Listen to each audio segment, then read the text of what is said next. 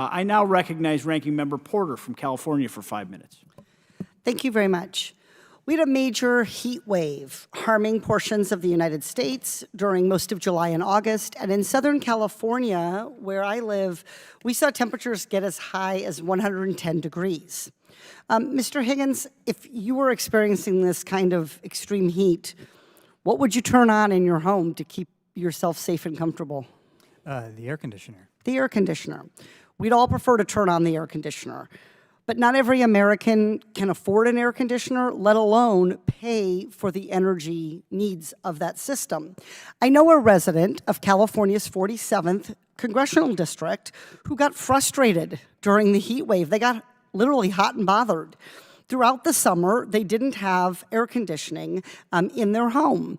And this constituent is concerned about the increase in temperatures, the air quality issues with wildfires, and they want to buy an energy-efficient heat pump to cool their home, bring down their heating costs, and reduce their dependence on volatile fossil fuels. But she can't just go spend the money because she also needs to replace her broken gas stovetop, which has one working burner, and her 20-year-old dishwasher. Mr. Higgins, how can the Inflation Reduction Act help this Californian afford a heat pump and lower their bills without breaking the bank? Thank you for the question. It's for the first time, there are new incentives for heat pumps because of IRA. It includes a tax incentive of $2,000, but that only helps households that have the tax liability. So there's also a program to create rebates for low-income households, which will be administered through the states, which for participating households, it can cover up to the entire expense, including installation and electric upgrades. Okay, so this household has tax liability, so I think they're going to be able to get the $2,000 per year for a heat pump. This sounds like this really would help this Californian be able to afford this heat pump, really bring down the cost, reduce the carbon footprint, help her save money on energy bills in the long term. Mr. Higgins, can this hot and frustrated Californian go get this heat pump using this credit? Yes, and Treasury is working on guidance right now. Oh, stop there, Mr. Higgins. This Californian is hot today. Can they go get a heat pump using this credit today? They'd have to wait until the end. They file their taxes to get their rebate, but Treasury is working on the guidance to make that much clearer so that by next summer, this will be a much smoother option for households than it was this summer. So right now, the Department of Energy, Department of Treasury, they're still preparing to roll this out. That's right. So it's been a year since the Inflation Reduction Act passed. And as a practical matter, I think it's cold comfort to a lot of people to hope that they can figure out somehow with TurboTax how to get this credit. They want to be able to go in the store and get it for less now, up front. When can this Californian go do that?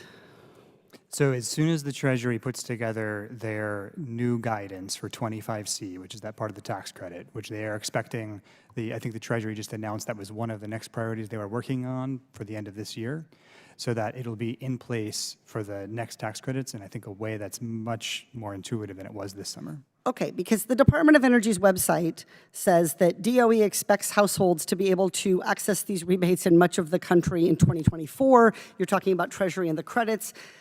So this Californian without air conditioning all summer has to wait basically another year to get an energy efficient heat pump. You testify that these households can save hundreds of dollars. You gave aggregate figures. Did you adjust those aggregate figures downward for the fact that nobody's been able to use these programs yet?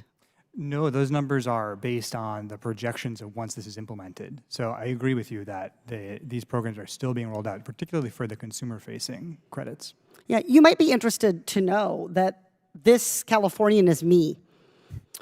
Like many Americans, I want to reduce my greenhouse gas emissions, I want to save money on my energy bill, and I would like air conditioning.